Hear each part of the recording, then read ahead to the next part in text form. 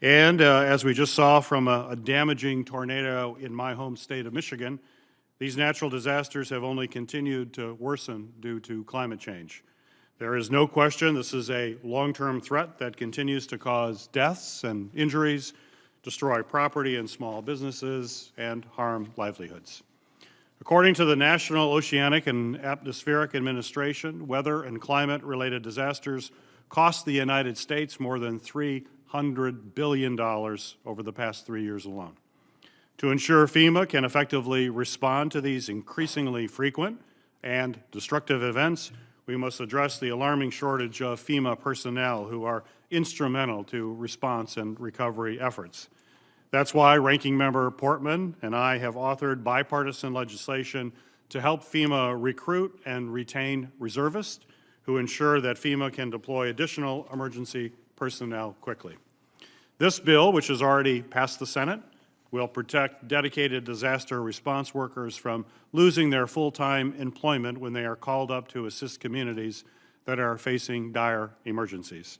I urge my colleagues in the House to send this to the President's desk. And as we work to strengthen FEMA's ability to respond to disasters, we must also ensure every community has equitable access to federal disaster aid before, during, and after extreme weather events and other emergencies. We have all seen troubling reports of minority, rural, and disabled communities receiving lower quality and less disaster assistance. These communities, who are often disproportionately impacted by disasters, need us to finally act and address long-standing disparities in our federal disaster response. To address this issue, I introduced legislation to establish a high-level office within FEMA that would be dedicated to understanding and to advocate for the needs of underserved communities and coordinating FEMA efforts to ensure the delivery of disaster assistance is equitable. I'm proud that on a bipartisan basis, this committee voted to advance this important bill, and I'm working to ensure that it passes the full Senate as soon as possible.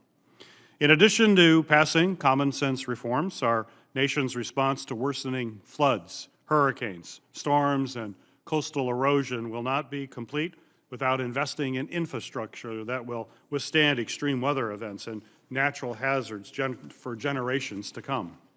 Ensuring that communities can fund resilience projects such as flood walls, breakers, and modern drainage systems will not only protect the lives and the livelihoods of small business owners and families, but will also help save taxpayer dollars. In fact, studies have shown that every dollar invested in hazard mitigation or prevention saves on average of $6 in recovery costs to the taxpayers. That is why, through my bipartisan STORM Act that is now law, I work to establish revolving loan programs that local governments can access to fund mitigation projects. And through the bipartisan infrastructure law, I secured $500 million to help kickstart this important program. I look forward to working with FEMA to swiftly implement the STORM Act and ensure that it receives additional funding as necessary. And finally, while taking steps to strengthen our response and mitigation efforts will help address disasters and emergency, we must also do more to combat climate change. Administrator Criswell, I look forward to our discussion on FEMA's strategic priorities and what more your agency needs to respond to current and future emergencies. Thank you again for being here today. Ranking Member Portman, you're recognized for your opening remarks. Thank you, Mr. Chairman. Appreciate it, and we appreciate your service, Administrator Criswell. You come with a lot of experience. I just joked with her and I said, is the Fed role easier than New York or the other states where she has run their programs? And for the record, she refused to answer the question, which is smart. FEMA has a lot going on right now. You've got such a critical role in so many areas, including natural disasters. You've got a budget of $24 billion, and that seems like a lot, but you've also got a lot of responsibilities. One area where I think we're not doing enough is through the Technological Hazards Division. You can help communities prepare for technological hazards from nuclear power plants and from the last remaining U.S. chemical weapons stockpiles, but that's a small percentage of the number of communities in America that are facing potential problems here. There are big gaps in the program. hundreds of communities have these hazards, such as a chemical plant or a radiological research facility, and yet FEMA is only, again, able to provide assistance to a small fraction of those, only those, again, located near a nuclear power plant or a chemical weapons stockpile. Given the ongoing threats and terrorist activities around the world, I think expanding the scope of this FEMA Technological Hazards Division is really important and would enhance FEMA's national preparedness framework. We've got a big plant in Ohio. As you know, the uranium enrichment plant in Piketon, Ohio, is an example of this. But there are also over 1,000 chemical plants in Ohio. And so we really want to have that technological hazards preparedness support for these communities. We've introduced legislation to do this. It's with Senator Sinema. It's called Technical Hazards and Preparedness Act, very original name, and it expands support from FEMA to these communities. I'm pleased to say we got that bill out of committee. I want to talk to you later about that bill. We'd love your help in getting it through the House and getting it to the President's desk for signature, assuming you agree that it's a good idea. You also play a role in helping keep our communities safe, not from natural disasters, but from terrorist attacks and violent extremists. Many people don't know that FEMA's implementing responsibilities, includes implementing the Nonprofit Security Grant Program, which helps community organizations, religious organizations, faith-based groups in general, to secure their facilities from this threat of violence. Ensuring there are enough resources to help these synagogues, Jewish community centers, other faith-based organizations has been a priority for us here in this committee, and mine personally. We've actually expanded this program so it does include not just our urban areas, but all 50 states and different areas. President Trump signed our law that actually reauthorizes that program, and we would love to have your comments on that today as well, to talk about what you see as working, not working. My idea is not just for hardening these facilities, but also for providing best practices, which the new Pretty Safe Act we've also introduced would help on, and Senator Hessen is here, probably will raise that as well. But we'd like to have your view on how you think that's going. There's another issue that I want to raise today, which is we had a 2018 law to forgive debt when FEMA issues disaster aid by mistake. So FEMA gives somebody some disaster aid, they're not qualified to get it, and they get it anyway, and then they go back and try to collect the money. Senator Peters just talked about the tornado in his state. All of us have had natural disasters, and people make a commitment to a contractor to fix something because FEMA tells them, that they are able to get the funding. And there are protections, that, by the way, against fraud, misrepresentation, or false claims. And if it's any of that happens, then the debtor is at fault, and FEMA shouldn't provide and should be able to get the money back, claw the money back. But if there's not fraud, misrepresentation, or false claims, or something along those lines, the concern is that you're going back to people and telling them, we made a mistake, we need your money back. This is really tough for people. It's not a lot of money, we think, that's involved here. I think the estimate is it's $350,000 a year. But we are also trying to pass legislation called Preventing Disaster Revictimization Act, meaning somebody is told you can spend $10,000 to fix your roof, and then later they said, well, we need the $10,000 back because we blew it. So I'd love to know your views on that as well. It really is a clarification, I think, to this 2018 law to forgive debt when FEMA issues disaster aid by mistake. With that, Mr. Chairman, look forward to hearing the testimony, and again, thank you for your service. Well, thank you, Ranking Member Portman. It's the practice of this committee to swear in witnesses, so Ms. Criswell, if you would please stand and raise your right hand. Do you swear the testimony you will give before this committee will be the truth, the whole truth, and nothing but the truth, so help you God? I do. Thank you. You may be seated. Today's witness is Deanne Criswell, Administrator of the Federal Emergency Management Agency at the Department of Homeland Security. As Administrator, Ms. Criswell coordinates closely with other federal, state, and local partners to provide emergency assistance and save lives in times of crisis, and helps communities all across our country rebuild and become safer and more prepared for the next disaster.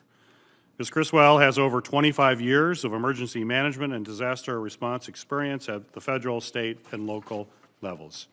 Previously, Ms. Criswell served as the Commissioner of the New York City Emergency Management Department, where she was responsible for coordinating citywide emergency planning and responses for all emergencies. Ms. Criswell, welcome back to the committee, and you may proceed with your opening comments. Right. Thank you. Chairman Peters, Ranking Member Portman, and members of the committee, thank you again for this opportunity to come and discuss our FEMA priorities, our strategic plan, as well as the President's fiscal year 23 budget. The field of emergency management is at a pivotal moment in our history. While our mission itself has not changed, our operating environment has. 10 years ago, we managed an average of 108 disasters per year. As of June 16th, we are managing 349. This includes our ongoing response to COVID-19. The changing climate is the biggest crisis that is facing our nation and makes the disasters more frequent and more destructive. At the same time, structural inequities in our society are compounding the impacts of disasters for underserved communities. The budget request for FEMA ensures that our agency can meet these challenges and continue to help people before, during, and after disasters. FEMA aligned its budget request to support 3 goals in our strategic plan. First, as an agency, we must instill equity as a foundation of emergency management. We must recognize that disasters affect individuals and communities differently. Our strategic plan focuses our entire agency on putting people first and reducing barriers to accessing our programs. We have already made important changes in how we provide assistance. For example, some homeowners had difficulty proving that they owned their homes if their property had been handed down through the generations. We expanded the types of documentation that we can accept, including receipts for major repairs or improvements, court documents, public officials' letters, and even applicant self-certification for mobile homes as a last resort. In addition, we changed the way we calculate the threshold for property losses to qualify for our direct housing program. This resulted in close to 3,000 families receiving assistance who would not have been considered for direct housing in the past. This means that close to 3,000 families with a roof over their head, a bed to sleep in, and a stove to cook with. We also know that the more our workforce resembles the nation we serve, the better we will serve it. We are adapting our recruiting efforts to reach individuals from underrepresented communities by partnering with organizations like historically Black colleges and universities, as well as other minority-serving institutions. Second, we must lead the whole of community in climate resilience. FEMA is not just a response and recovery agency. One of my highest priorities has been hazard mitigation, and Congress's investment in hazard mitigation has been strong. We've seen it most recently through the appropriation of $6.8 billion in mitigation funds to FEMA in the Infrastructure Investment and Jobs Act, including funding to establish revolving loan funds under the STORM Act. Thank you for your bipartisan recognition of this investment in mitigation. The budget request also includes $3.4 billion for further investments, including the Building Resilient Infrastructure and Communities Program, our Hazard Mitigation Grant Program, flood maps, and the Federal Flood Risk Management Standard. We must think innovatively and shift our projects to those with community-wide impact, and we must eliminate the barriers underserved communities face when seeking hazard mitigation assistance. Third, we must promote and sustain a ready FEMA and a prepared nation. The increased frequency, severity, and complexity of disasters has heightened the demands on FEMA's workforce and on the broader emergency management community.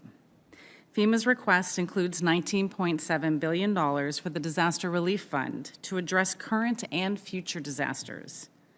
To reach this number, FEMA worked shoulder to shoulder with disaster-impacted states and localities to understand what their recovery needs are from ongoing catastrophic disasters, in addition to evaluating the historical cost average for non-catastrophic disasters, the allocation of funds for the BRIC program, and a reserve to ensure that FEMA maintains the ability to fund initial response operations for new significant events. And while natural disasters are at the forefront of our discussions, we cannot overlook the other threats that are facing our nation, which FEMA is also charged with helping to mitigate. Like natural disasters, terrorist attacks can occur anytime or anywhere.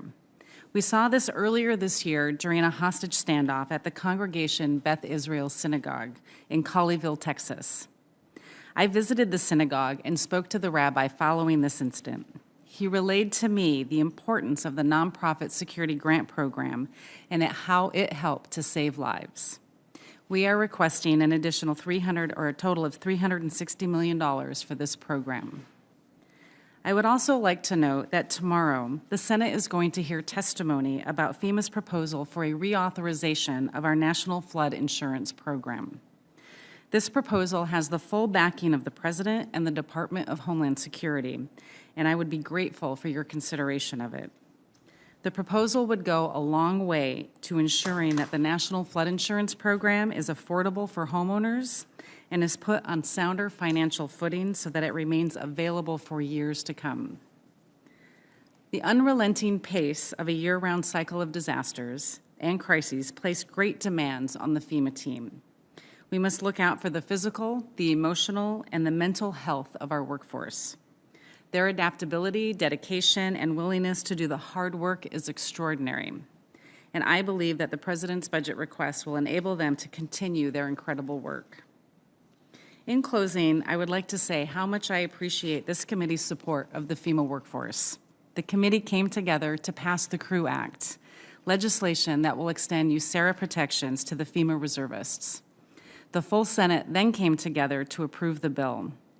This is a hugely important piece of legislation for our workforce and for FEMA's mission.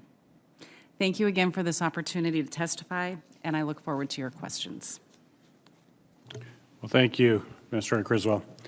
Before I begin my questions, last month a devastating tornado tore through Gaylord, Michigan, tragically resulting in the loss of 2 lives. 44 others were injured among the residents. This horrible disaster destroyed businesses, destroyed the Nottingham Forest Mobile Home Park. It displaced residents from their now uninhabitable homes and left considerable debris in its wake.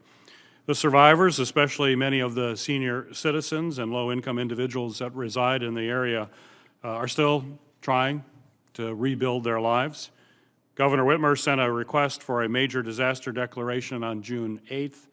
Senator Stabenow, Representative Bergman, and I sent a letter to President Biden on the same day asking him to quickly approve the declaration. And I know that this request is still being reviewed, but I hope that if approved, FEMA will move swiftly to provide assistance to these disaster survivors. Yes, Chairman, we are in receipt of that request from the governor, and we are reviewing it currently. We should have an answer soon. Great. Well, thank you. FEMA's new pre-disaster mitigation program, the Building Resilient Infrastructure and Communities Program, commonly referred to as BRIC, is funding more hazardous mitigation projects than ever before. This money has the potential to be transformative in improving the resilience of our nation.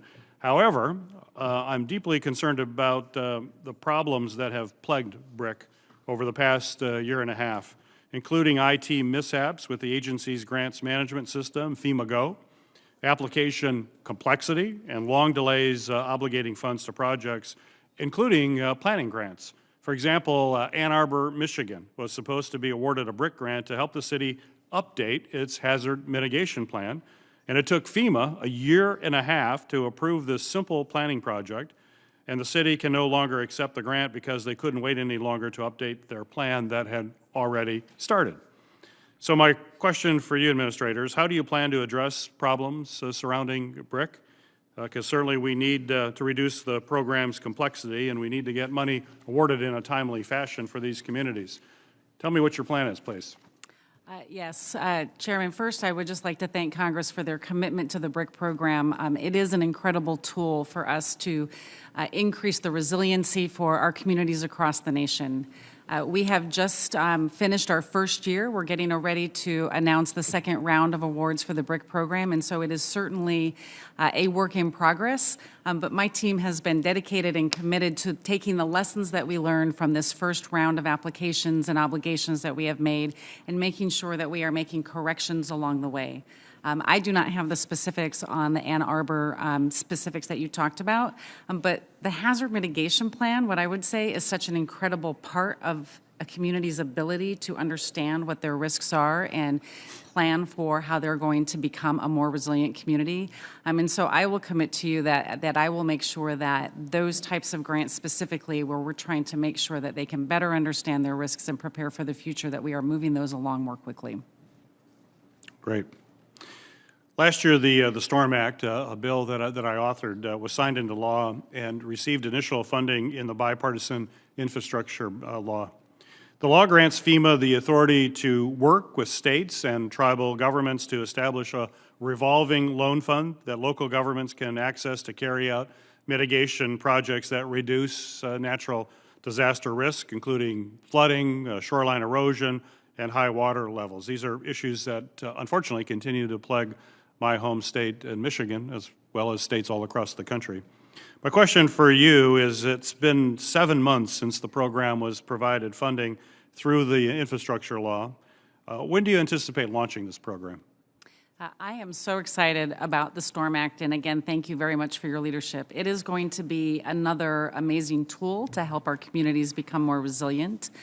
This is the first program of its type for FEMA with a revolving loan fund, and my team has done significant outreach and engagement with our stakeholder communities right now to get a better understanding of how this program is going to best benefit them. I have challenged my team to push up their original estimate of late next year to get the first notice out to early next year.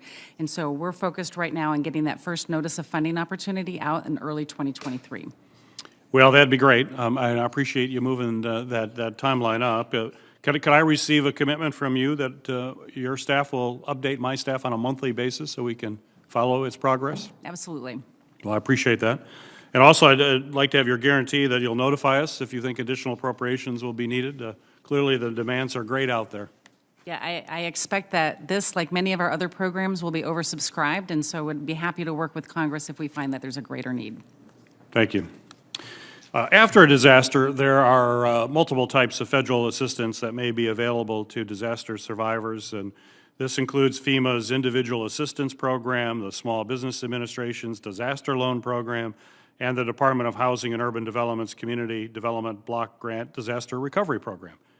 Each of these programs currently has its own separate application. And the burden of these multiple applications, often asking repetitive and duplicative questions, can overwhelm survivors, causing many to just simply give up on trying to access desperately needed assistance. That's why I've been working on a bill to require FEMA, SBA, and HUD to create a universal disaster application, one application that a disaster survivor can fill out to apply for all disaster response programs, no matter what agency they may be seeking help from. So, Administrator Criswell, could you discuss how simplifying the application process with a universal application would help disaster survivors and improve equitable disaster recovery? Yes, Chairman. I believe that the complexity that individuals have to go through as they're suffering the worst day that probably in their lives just adds to their frustration. And anything that we can do as a federal family to simplify that process, I think, will be a real benefit to the communities. We have already started to have conversations and work with SBA and HUD on how we can use a universal application. We do have some privacy concerns that we have to work through, but we are all focused on working together to make this a reality. Well, great. Thank you for that. Senator Carper, you're recognized for your questions. Thanks so much. Welcome. It's great to see you again. Thank you for your work and your leadership and for joining us for this hearing. I want to begin by talking with you about rebalancing the FEMA support model, and if I have time to also raise how do we go about managing multiple disasters. So we'll maybe get to two questions, I hope. In many cases, maybe too many cases, the federal government looks at disasters and looks at storms in ways that discount the impacts experienced by states like my own, Delaware. As you may know or may not know, Delaware experiences prolonged weather events. We call them nor'easters. That can have devastating impacts on property and on infrastructure. Hurricanes generally move through fairly quickly. They don't come to our state often. When they do, they're usually there and they're gone. And it's not the case with nor'easters. They come and they stay. They pound the beaches. They have high waters and high winds, and can have just an extraordinary negative impact on our state. Not that long ago, in fact, about 2 months ago, in May of this year, Mother's Day weekend, as we recall, Delaware experienced a week-long nor'easter that caused significant erosions on our beaches across our state, and both damaging property and creating quite a few safety concerns. Similar events have occurred in the last couple of years across Delaware. Short-term weather events like hurricanes often and rightfully qualify states for FEMA assistance. As climate change-related weather events become more common, the federal government needs to better account for both short-term weather occurrences like hurricanes and longer-term weather events like nor'easters. With that said, what steps is FEMA taking to better, or could FEMA take to better support communities experiencing sustained weather events that may be just as damaging, maybe more damaging than short-term high-impact weather events? And are there any policy changes that Congress needs to consider to help FEMA support these efforts? Senator Carper, I think that I would answer this in a couple of different ways. I think that what we're seeing is an increase in the number and types of severe weather events that communities are facing, sometimes events that are breaking records that were only set a few weeks prior. So our focus has really been to really elevate the role that FEMA plays, not just in the response and recovery side of what we do, but also in our resilience side, and what we can include or improve on in our individual preparedness and our hazard mitigation efforts. So through our regional offices, they have been very focused on working with the states within their jurisdiction to help them build their recovery plans, their response plans, as well as identify areas for hazard mitigation so we can reduce the impacts that these communities are seeing from disasters. But I think it also goes to the individual preparedness side, that we want to make sure that individuals understand what their risks are and they can make plans to appropriately protect their families. Okay, thank you. I've just become the chairman of the committee. The role. Congratulations. This is like deja vu. Who says you can't go home again, right? All right. You won't have to put up with me for too long. I'm going to try to see if I can't convince Senator Padilla to relieve me in a little bit so I can run and vote, and he can too. Let me also ask you a question about managing multiple disasters. As climate change continues to impact weather patterns, we're going to continue to see more extreme weather events, whether we like it or not. This means that there is also an increased demand for FEMA to respond to severe and sustained weather events in multiple places, sometimes at the same time. What steps is FEMA taking to prepare the agency to respond to multiple disasters that come at us at once? What more needs to be done, and how can we help? How can Congress help? Yes, Senator Carper, this is a question that I've been working with my staff since I took over in this position. What we are seeing is a year-long operational tempo, unlike anything that we've seen in the past, where we used to have small spikes during the peak of hurricane season. We have individuals that are deployed now year-round with just small increases during different parts of the year. So that means we have to take a step back and understand how we have approached our staffing decisions and our architecture for how we're going to support these disasters, differently. And so we're taking a hard look at the number or the planning assumptions of how we have recruited our staff and what we can do to improve that so we can maintain this year-long cycle. I relate it to a little bit of a military model where they have a readiness cycle and we have individuals that are ready to deploy, those that are in a reset status, and those that are in a training status. I think that we can do something similar to keep up with this policy. I think one of the things that Congress can certainly support, and I mentioned it in my opening remarks, is the support of the CREW Act. The majority of our response force that goes out to support communities in disasters is our reservist workforce. They are really the heartbeat of what we do. And so the more tools we have to recruit a really strong reservist workforce will help us increase the number of individuals that we have available, but also the types of technical skills that we need to face the types of disasters that we are starting to see. All right. Thank you. One last quick question dealing with rebuilding resilient communities. As FEMA responds to natural disasters and focuses on rebuilding those communities that are affected, whether in Delaware or one of the other states, how is FEMA working to identify communities at risk for repeated, severe, or prolonged weather events? As FEMA helps these communities rebuild, how is FEMA taking into account the impacts of climate change with a focus on rebuilding in a more resilient way in anticipation of the next weather event that we know is coming? I think the biggest way that we are doing that, again, is through our regional administrators who stay in contact with our states to better understand what their needs are and what their gaps are. We support the development of their hazard mitigation plans where they're identifying what their risks are for these types of weather events. We are also providing direct technical assistance to communities that perhaps have not asked for hazard mitigation funding from us in the past to help them navigate the system, develop projects that can really have a community-wide impact instead of an incremental approach in some of the programs that we've had in the past. We're going to continue to work hand in hand with our partners like NOAA and NASA to bring in the data that they're using to predict what the weather events might be in the future to help these communities make more informed decisions. All right, well, thank you. It's great to see you. Thank you for your leadership, for your good work. I hope you're enjoying your work. I know it's challenging, but thank you for doing it, for taking it on. Senator Padilla, I think you're next, and I'll just call you Mr. Chairman, and I'm going to head to vote. Thank you, Mr. Chairman. Thank you, Mr. Chairman. Appreciate you being here. Let me jump right into it because it's the beginning of summer, and wildfire season in California keeps just growing. It's almost a year-round concern these days.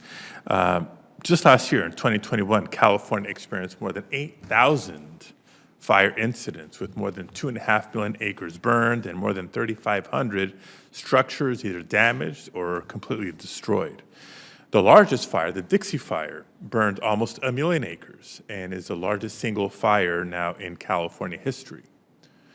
With more than 4.6 million properties in California, or about 40% of the state, having at least moderate risk of burning in the next 30 years. This is according to the First Street Foundation.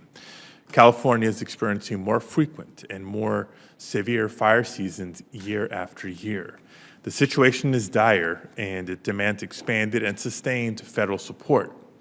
So the first area of questioning is this. The one issue that I keep hearing time and again when I'm out and about in California, particularly for communities that are recovering and rebounding from recent fires, is the delays in FEMA dollars getting out the door and into the communities that have been on the front lines of these disasters, particularly regarding mitigation grants.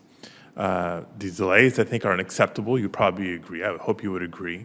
And don't really reflect the realities of those on the ground that are trying to mitigate prior to an event, recover after an event.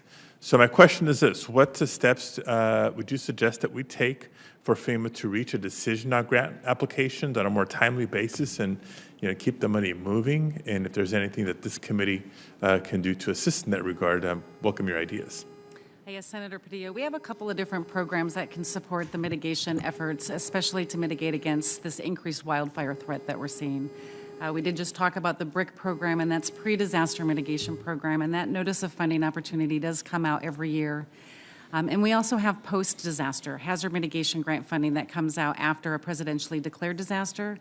And we recently, over the last few years, included hazard mitigation money for our FMAGs, our Fire Management Assistant Grant. So we have several different programs that are eligible for communities to use. What I would say is that, one, we actually don't see a lot of grant applications for wildfire mitigation, and what I could really use help with Congress on is helping communities understand that these are eligible programs that can be used for wildfire mitigation. I would love to see more applications come in to support those resilience building efforts.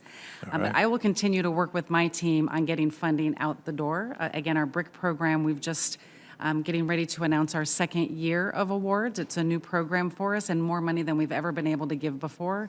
And we want to work with communities to make sure that they are in a position to execute at the same time. And so we will continue to work on getting that funding out sooner. Okay, I appreciate hearing that. Looks like we have some follow-up already on getting the word out on grant availability. So careful what you ask for, because you're going to get it.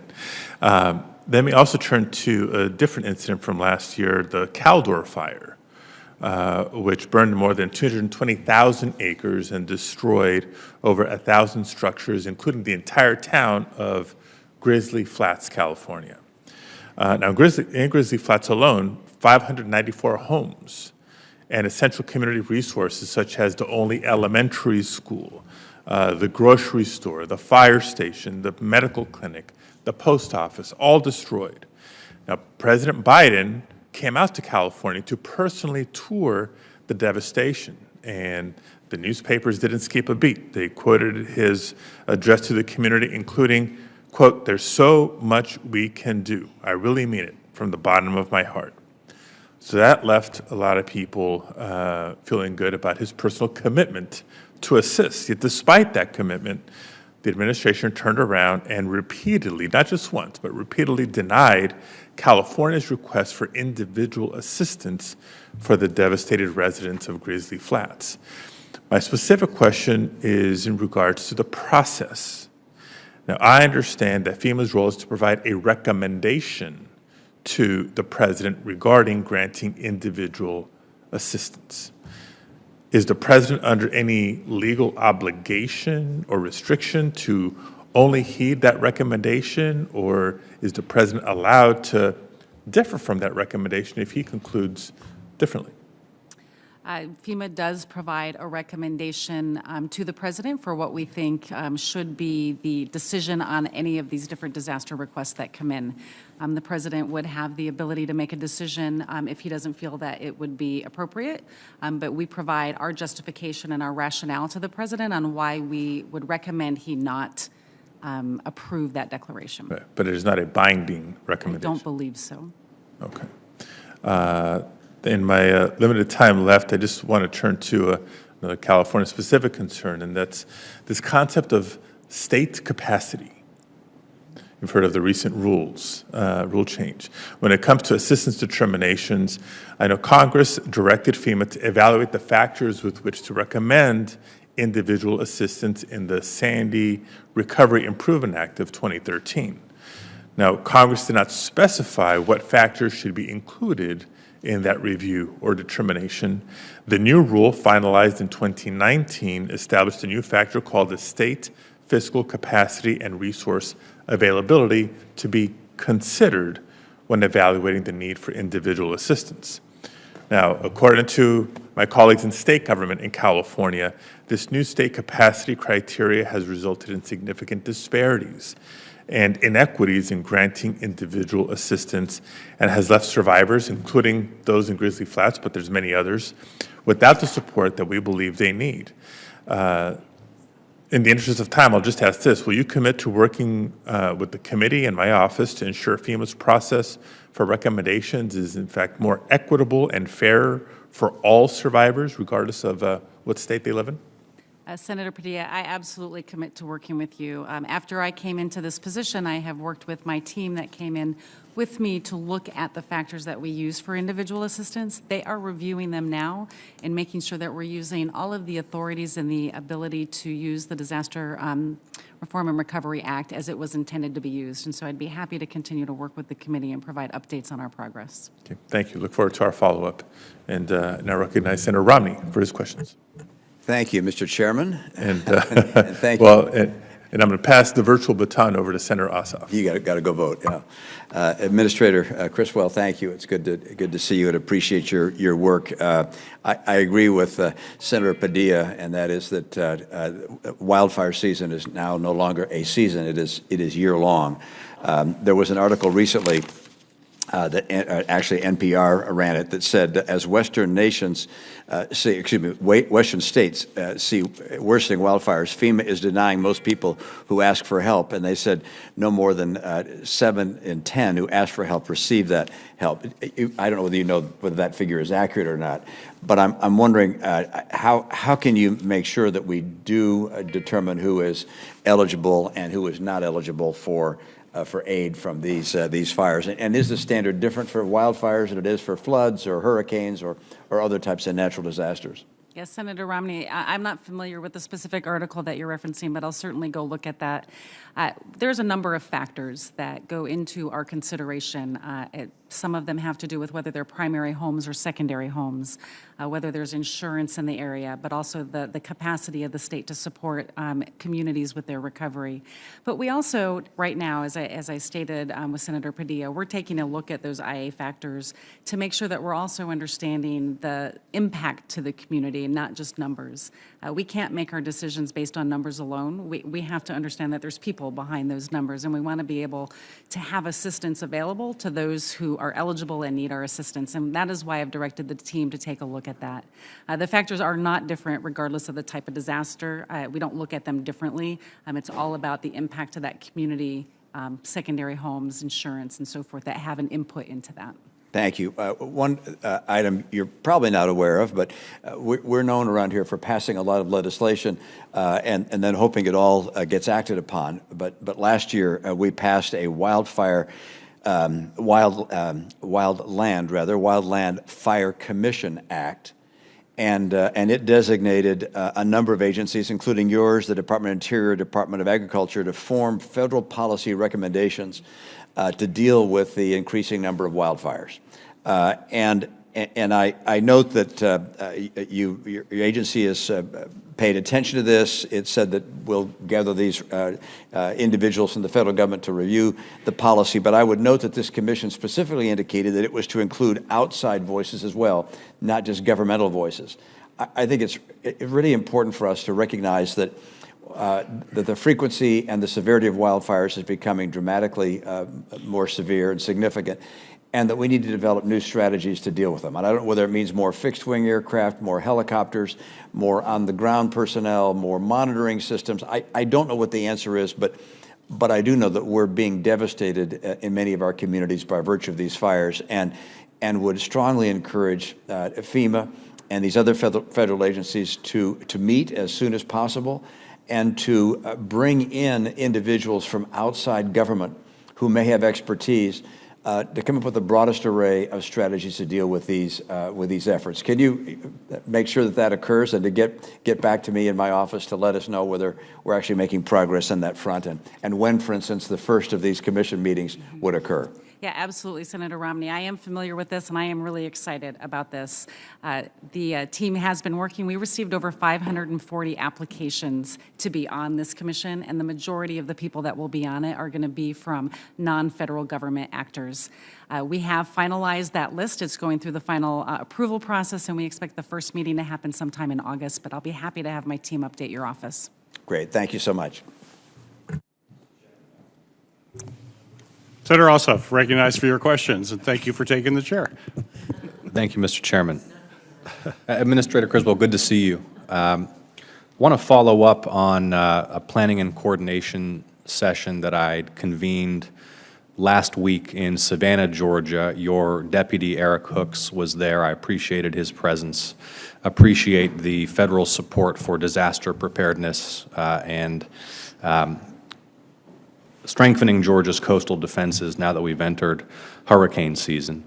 We discussed at that meeting steps that we need to take to ensure that the most vulnerable people are taken care of in the aftermath of a potential storm that could hit Georgia's coast. And I want to follow up with you about a particular action item, which is to ensure that we are prepared to take care of infant babies and nursing mothers, particularly given the continued shortages of baby formula nationwide.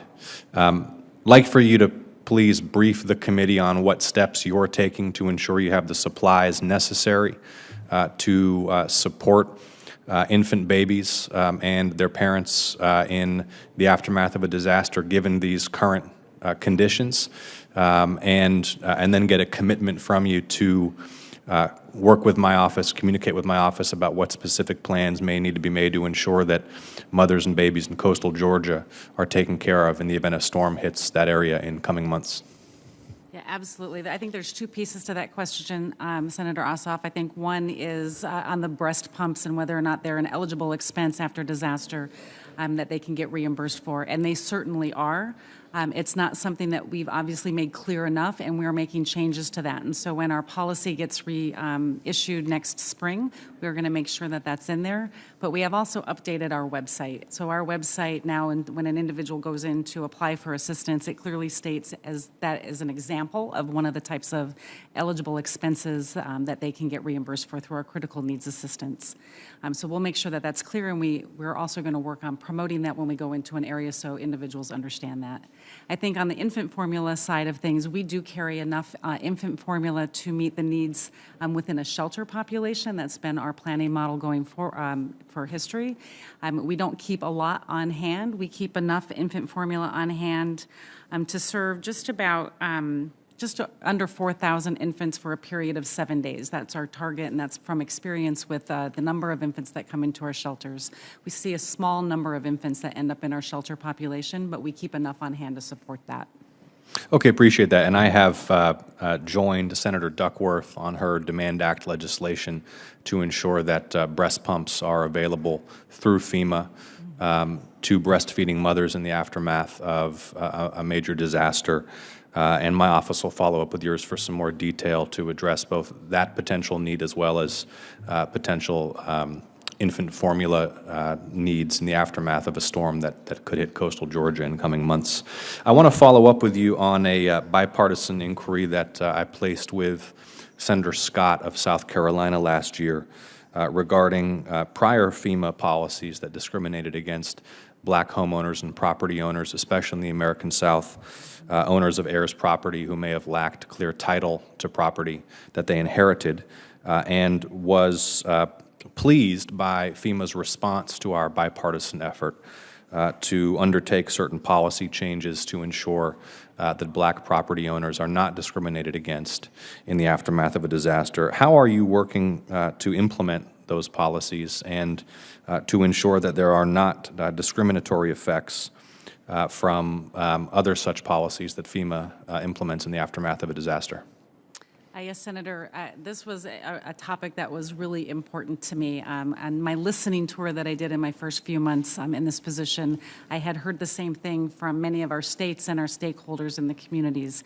And so we took a hard look at our policies, and we found that we were able to just make simple changes to our policy that expanded the types of documentation that we will accept. What we found is that some families had homes that were passed down through the generations, and they didn't necessarily have the exact paperwork that a home that was recently purchased might have. And so we would typically then just deny them assistance and force them to come back and appeal that decision. So we made simple changes, and I would love to be able to just share a few numbers. We implemented these changes in our own policies in August of last year, and since then we were able to help over 42,000 homeowners and 53,000 renters receive assistance that we would have denied assistance under our old system. That amounts to somewhere close to $350 million that we would have made them come back to us through an appeal process before. This is just the start. We're going to continue to look at ways that we can improve our policies and identify and better understand the barriers that individuals have to accessing our programs, so we make it easier for them to get what they're eligible for. Well, thank you. Let me thank you for your commitment to ensuring that there is not racial discrimination in the implementation of disaster relief, and for your prompt attention to the inquiry that I placed with Senator Scott, and for ensuring that Deputy Administrator Hooks was available in Savannah last week. Looking forward to working with you on a continuing basis to help to protect Georgia's coast and our whole state from disasters that may impact our area in months to come, as well as further engagement with you to ensure that Georgia's farmers are as resiliently situated as possible. Hurricane Michael, obviously, several years ago had a devastating impact on our pecan orchards, for example. So more work for us to do together. Thanks for your efforts, and I yield back, Mr. Chairman. Thank you, Senator Ossoff. Senator Scott, you're recognized for your questions. So, Senator Ossoff, one benefit you have is you have a really good person in the Southeast, Gracia Check, at FEMA, and she does a really good job. I had 4 major hurricanes, plus flooding, plus tornadoes, and she always showed up. So they've got a great FEMA office down there, and they do a great job. I appreciate that. Yeah, she does. Hurricane season, we're in it. It's impacted, I'm sure you personally, gas prices up, supply chain problems, baby formula shortage. So in my state, I have the risk of hurricanes. I've got now people have to make a choice between food and gas. So now we're in hurricane season. We try to get everybody prepared to buy all their stuff. I got a my house. My wife actually has one of the plans that I think is one that FEMA put out of what we ought to have. So tell me what FEMA's doing to, one, how you're getting prepared, knowing we have this inflation, supply chain stuff, how Florida families that are struggling financially, how they're going to get ready. Great question. As we're seeing the impacts of inflation, right, on the communities across the country, we want to make sure that we still have the ability to keep people safe. Things that FEMA is doing is just even in the last few years, we have increased the amount of stockpile that we have in our distribution centers, so we can make sure that we have enough to support that initial response and the initial life-saving and life-sustaining operations. We're able to pre-deploy that. One of the things that we did last year is we worked really closely with our governors to ask for pre-landfall declarations so we could move the resources into the area sooner and have them available for individuals if needed. So we're going to continue to work on making sure that our supplies are sufficient to meet the potential needs that we can expect. But on the individual side, we want to make sure that people have the information that they need to protect their families. And the plans that we work on through our regional offices, through Regional Administrator Check, they work very closely with our state directors to get a better understanding of what they think that their challenges and their gaps are going to be and help them with their plans for how they're going to approach that. I've been talking to individuals about it's not necessarily about having all of the necessary supplies that you need. I think the most important thing is to know what your risk is. I get concerned about the fact that we have a lot of individuals that live in areas that have never experienced a hurricane before or never experienced a wildfire before. So I want people to understand their risk. And then I want them to know where they can go to protect their family. I suggest that they go to their local emergency management websites to find out where they are going to have shelters if needed, how they're going to be able to evacuate if they don't have a car. All of our states have built their preparedness plans on the premise that there's going to be a large number of individuals that don't have transportation. And so we can use that model for those that have a new need for transportation to help them get to some of these centers. So we'll continue to work closely with our state partners through our regional administrators to better understand what they anticipate their challenges are going to be and making sure that our supplies are ready to support those. You know, don't you think this year is going to be a little bit worse because in the hurricanes, you worry about running out of gas, and now what you're hearing, at least from like AAA, that more people are running out of gas because they're not filling up their tanks. And so now you think you get to a hurricane, imagine there's going to be more people that are going to have bigger problems now with that. So I don't know what the right answer is, but I don't think it's not getting better. So talk about flood insurance. So this happened while I was governor. The FEMA dramatically increased the flood insurance costs for a lot of Florida families. It never made sense because Florida, since national flood insurance has been created, Florida has been, my understanding, a 4-to-1 donor state. So if you're a 4-to-1 donor state, then your rates shouldn't be going up, right? They should be coming down as we get better data. So then what we try to do is tried to work with FEMA to get more information out so we could get a more robust private insurance market because it wasn't helping us through the National Flood Insurance Program. Now there's a recent report by Redfin found that nearly 90% of flood insurance policyholders in Florida will see price increases as a result of risk rating 2.0. First, that doesn't make sense if we're a 4-to-1 donor state, right? That's one. Number two is we still don't see FEMA putting a lot of effort into getting a private flood insurance market created. So can you talk about both of those two issues? Yep, I can talk about both of those. Risk Rating 2.0 does a couple of things, and I understand that there is a certain population that is seeing a more significant increase in their flood insurance. But when you say numbers like 90% are going up, the majority of those, and it's about 70%, and I had some numbers in here, about 68% are going up the same amount that they would have gone up before Risk Rating 2.0. The difference is that they are going to reach a maximum threshold at one point, and under the old program, their rates would just continue to go up year after year. We're also seeing in Florida specifically 20% of the policyholders have had a reduction in their rates. But there is that percentage that are continuing to go up.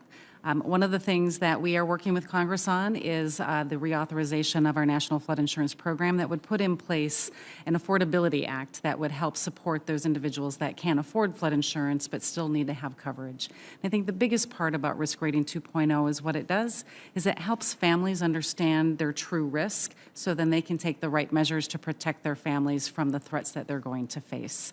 As far as the private sector, we would love to partner with the private sector and continue to partner with them on ways that they can help us close that gap.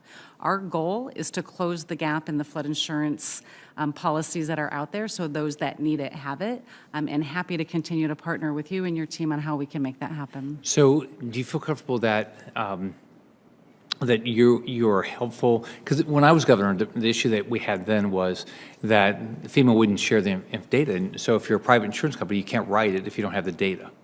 So do you feel comfortable that FEMA now is giving all the private insurance companies enough data they have that they can write private insurance? I don't have the answer to that specifically, Senator Scott. I'd be happy to have my team get back to you on the data sharing. Data sharing is always one of our biggest hurdles Right. Because of privacy concerns, but happy to get back with you. So two things, which no one's ever been able to explain to me. If we're a donor state, then why should any of ours go up, right? If we've been a donor state for what's now 40 plus years, right? I mean, it doesn't make sense, and nobody's been able to explain that to me. I will get back with my team and get a better understanding of how that works Why? with our NFIP program. And if there get an answer to you. Yeah, and if I'm wrong, if somebody has better data than what I've been told, and no one's ever suggested I'm wrong, by the way. So if you could get back on both those, one, why, if we're a donor state, our rates go up, and two, what are you doing, and if there's anything else we can do to try to build a bigger private market. Okay. Yes, sir. Thanks. And thanks for the people who work there. Thank you, Senator Scott. Senator Hawley, you're recognized for your questions. Thank you very much, Mr. Chairman. Administrator, good to see you. Thanks for being here. Let me ask you about the flooding in my state. We talked about this at your confirmation hearings back in 2019, the Missouri flooding in the central and northwestern part, really actually all along the Missouri and Mississippi rivers, but particularly serious flooding in the central and northwest parts of the state. And we talked at that time, as you probably remember, about the problems with responsiveness and delays that many Missourians encountered, particularly as it relates to the individual assistance program. So I wanted to follow up on this. You said in response to our conversation that FEMA has a strategic goal of reducing the complexity of the agency and that you would work to streamline this process, particularly the awards of IA to the best of your ability. So can you just give us an update on progress you have made related to that goal, particularly as it relates to individual assistance?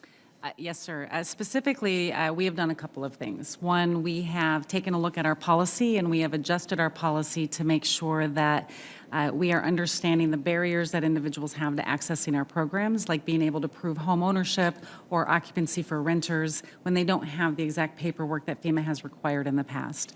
We've seen a significant improvement in the number of individuals that have now been eligible for individual assistance as part of that policy change.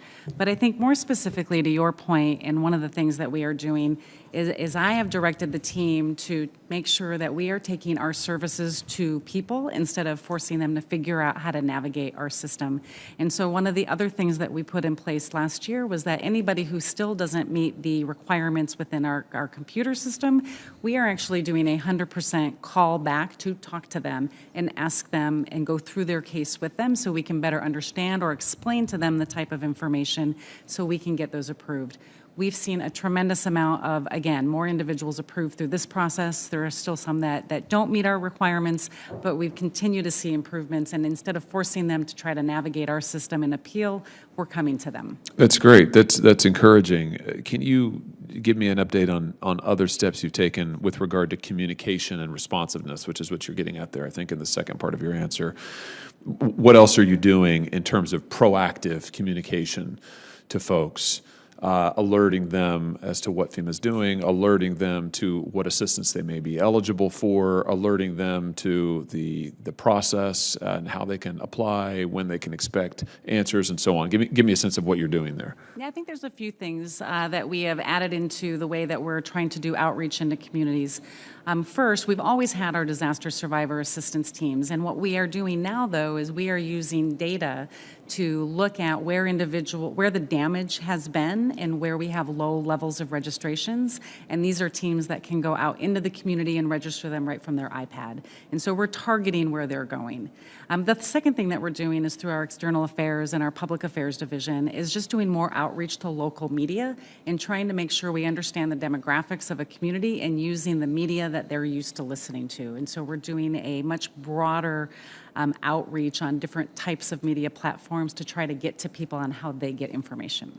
Any obstacles that you've encountered so far along the way in terms of improving responsiveness, also improving communications? I mean, have you experienced challenges that you've been able to overcome? I'm just curious what you've found as you've gotten on the ground, so to speak, in the agency. I mean, honestly, I think some of the biggest obstacles are just getting out of our own way so we can make the necessary changes that need to happen to help people. And when we come into this with a different mindset of putting people first, then we're able to make a lot of different changes to really help the people that have been impacted in these communities. Good. Let me ask you about something that FEMA announced earlier this year, February, to be exact, February 22nd, the new Equity Action Plan. That plan says that FEMA's goals include generating a FEMA-wide definition of equity and a framework for implementing equity in all agency programs. And I've got the definition of equity in front of me. It's pretty long. It's 89 words, references skin color, references sexual orientation. And I also noticed in your written testimony, you list as your first priority instilling equity as a foundation of emergency management. What does that mean exactly?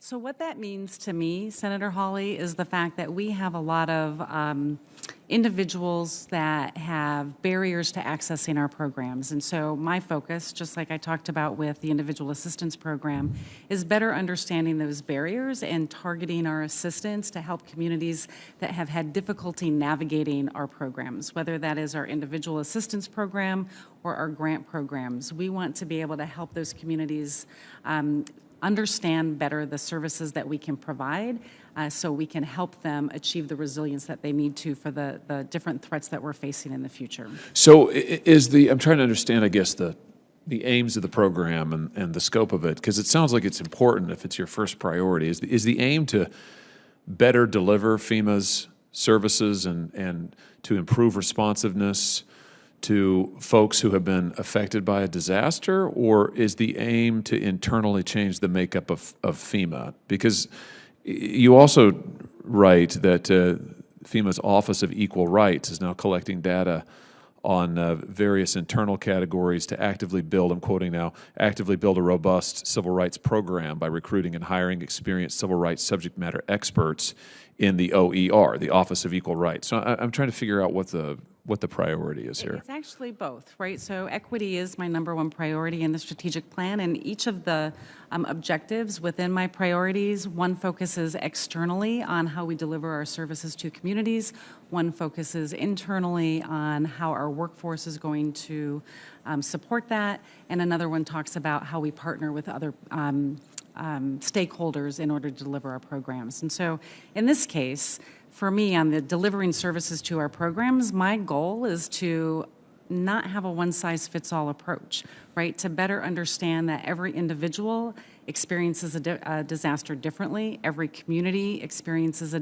disaster differently, and we want to be able to understand their unique situation to make the decisions on how we deliver our programs and not use the same criteria for a large urban area as we use for a small rural community.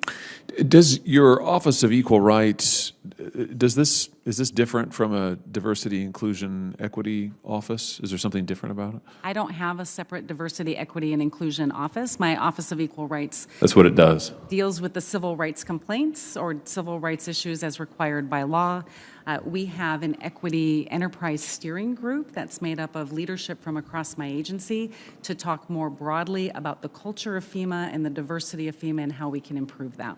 And finally, do you consider an individual's race or gender when making hiring decisions, Administrator? We do not. We base it on qualifications. Yeah, good.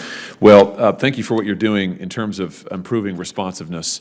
And I would just hope that in terms of your priorities, I hope that emergency management and disaster responsiveness would always be your number one top priority, serving and responding to people in need. Thank you, Mr. Chairman. Thank you, Senator Hawley. And Senator Hawley, if I could pick up on your questions, because you raised some issues that that we've been working on as a committee, and I just want to get clarifications from the Administrator when it comes to providing relief to underserved communities, which was legislation that we did pass out of committee here with looking at equity. But it's about understanding, and the evidence is fairly clear. In fact, there was just an article in Politico that just came out here, I think within the last week, that talked about how when a disaster does strike, it impacts all communities, but those communities that are underserved get particularly impacted because they tend not to get the resources commensurate with the damage. In fact, this story and others show that wealthier communities tend to get more money from FEMA than poorer communities. In rural areas in your state, they may not have the resources to have grant writers and do all of the work that they need that a wealthy community is able to get. And we want to make sure that every community has equal access to those FEMA resources in an equitable way, not based on income. And now, is that right? Is that an accurate reflection of how you look at this thing? Is that, there are certain communities for a variety of reasons, oftentimes economic is what's really driving it. Poorer communities, unfortunately, do not get the same resources as wealthy communities, even though they've suffered the same damage. I am familiar, Chairman, with the political article that you're mentioning, and the types of inequities that it addresses are unfortunately a reality right now. What we see when we're trying to get to a benefit-cost ratio or a benefit-cost assessment, that lower-cost homes have less ability to get the same amount of resources than something that is a higher-cost home. So we are going to continue to work on how we can either adjust our policies or if we need support from Congress to make changes in how we approach this type of determination. I will say, though, one thing that we were able to do on our own is for our individual assistance program, just for the direct housing program, a number of individuals often need another place to stay, and we'll activate our direct housing program. Many of you will understand it as our RV or our mobile home program. And we used to have a set threshold of $17,000 worth of damage, which disproportionately impacted people with lower value homes. And so we changed that, and we changed that to a price per square foot. And as a result, during Hurricane Ida, we had over 2,700 families that were able to qualify for our program going forward. It's these types of understanding of our policies and how they're unintentionally having a negative impact on communities that I am going to continue to work on and see where we can make our own internal policy changes or where we need to make legislative or rulemaking changes.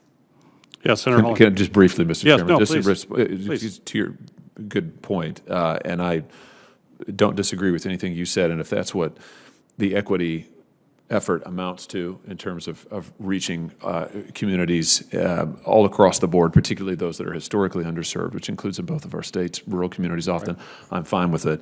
If it means, however, much of what I read in the equity report that FEMA is doing, I was a little gentler in perhaps I wasn't direct enough in my questioning. So let me just say for the record that huge amounts of training in diversity, inclusion, and equity, and basically, if this is an effort to turn the agency into a social justice output, I'm against it, or outfit. I'm against it, and I'm very skeptical of it. So I just hope, and my only point is, Mr. Chairman, I just hope that the agency will continue focusing on the people who are in need and getting services to them. And the way that you outlined, I'm all for that.